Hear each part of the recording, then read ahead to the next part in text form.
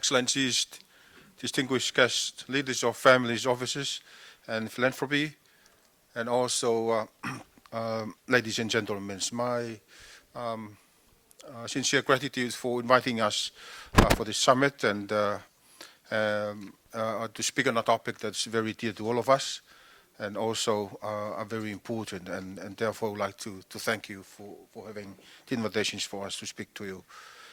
Today we see a greater call for sustainable practices to preserve and conserve our natural assets, especially our oceans.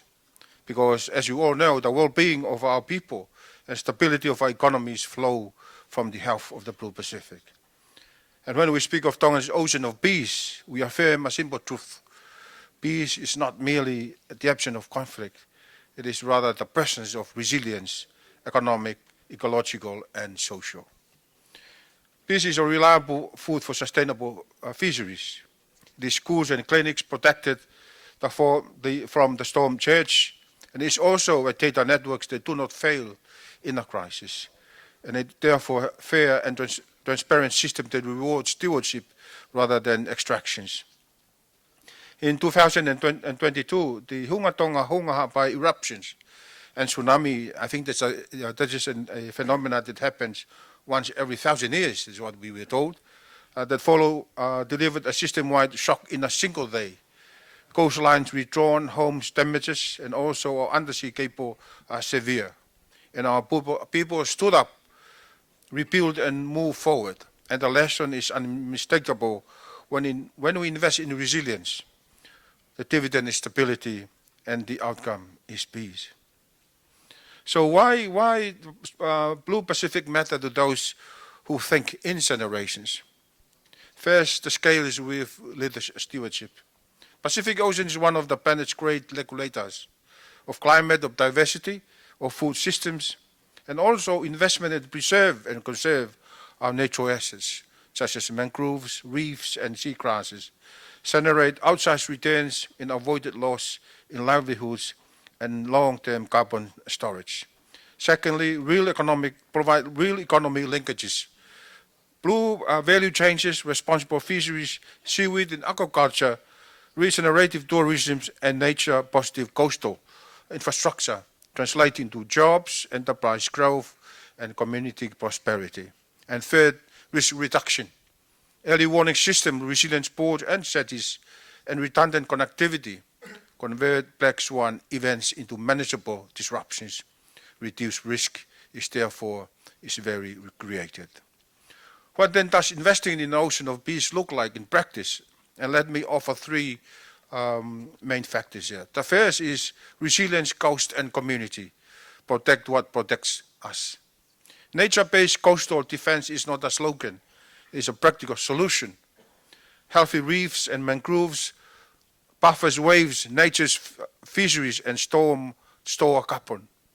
They are often more cost-effective than concrete, and they grow stronger over time. Finally, redundant connectivity and last-mile early warning ensure that when nature moves, people and markets do not fail silent.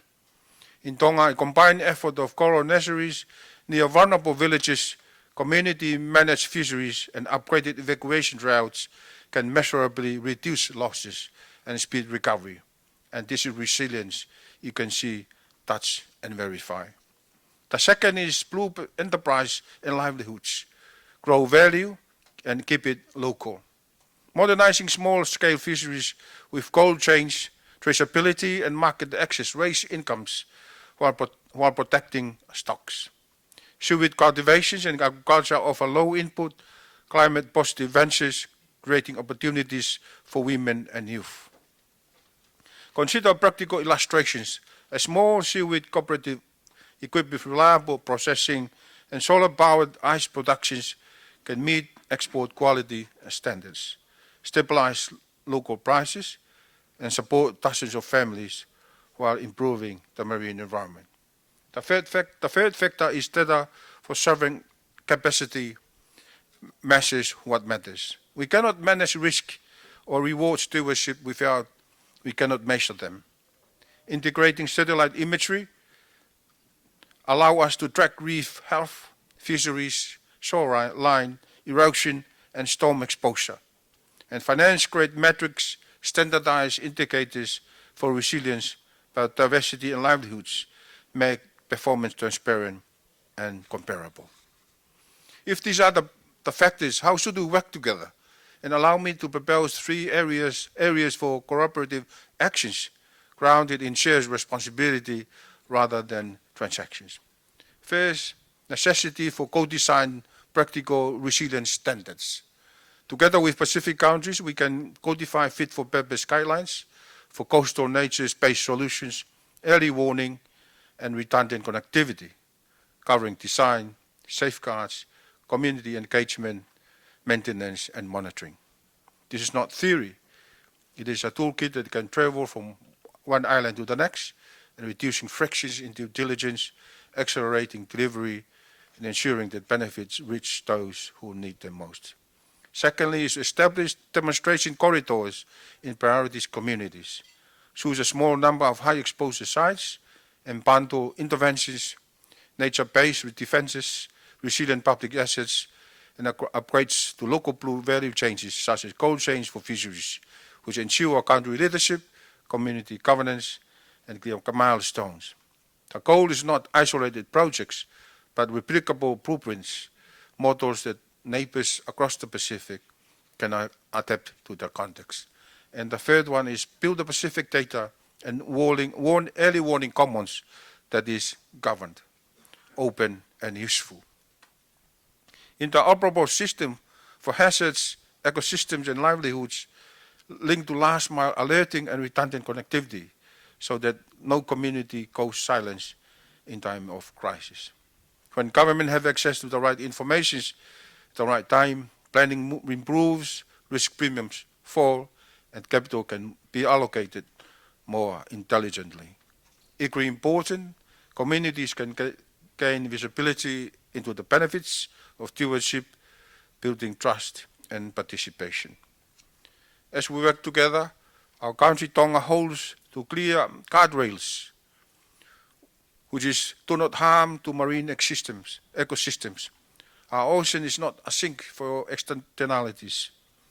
Ensure local value capture, a fair share of value must remain with communities and national enterprises, with particular attention to women and youth. Uphold data integrity. Data is a sovereign asset, and we will share what is necessary for accountability and impact while protecting privacy and community rights. These principles are not obstacles, they are foundations for durability and legitimacy. And allow me to bring this down to a human scale. In a Tongan village, a grandmother receives a text alert that a cyclone had changed course. She knows where to go and when. A youth cooperative harvests seaweed that is processed locally and shipped through a reliable cold chains to a regional market. Offshore, or a coral nursery seeded by local drivers attenuates the storm surge, but just enough to keep the school dry. This is what preserving and conserving our oceans looks like in practice, turning anxiety into dignity and disruptions into continuity. The Ocean of Peace is at its core a practical agenda. It's asked us to invest to what keep communities safe, ecosystem healthy, and economies steady. It invites cooperation that is principled, patient, and focused on real outcomes. It values knowledge exchange as much as capital and long-term stewardship over short-term extractions. Our ancestors navigated the Pacific by reading stars, swells, combining science and skill with courage and care.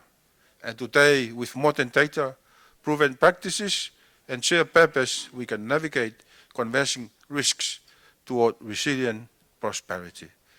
If we do so together, faithfully and transparently, the dividend will be peace. Peace for families who sleep safely through the storm, peace for markets to remain open in the morning, and peace for an ocean that continues to sustain life for generations.